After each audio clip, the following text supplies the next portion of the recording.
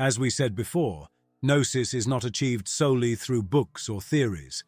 It is not a prize for the most learned, but a living, direct experience, a different way of inhabiting existence.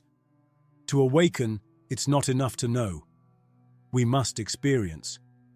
To see what happens inside us and around us. To see what drives us, what dominates us, what lives within us. And for that, the first step is self-observation, not as a judge, but as a silent witness. To watch ourselves in the midst of chaos, in the midst of routine, when the ego reacts, when emotion drags us, when thought repeats like a sick mantra. To observe without rejecting, just to see. Because what is seen begins to lose power, and what is seen with light begins to transform. Next comes silence.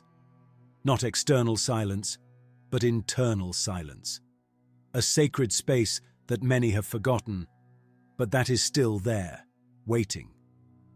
Meditation, as simple as it may seem, brings us back to that inner temple where the mind calms and the voice of the essential begins to whisper.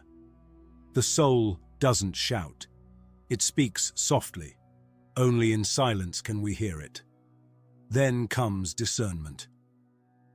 We live in a world full of noise that imposes, that constantly bombards us with stimuli, opinions, and prefabricated fears. That's why we must ask ourselves, like one who questions an oracle, is this feeling mine, or was it planted in me? Does this thought set me free, or does it bind me?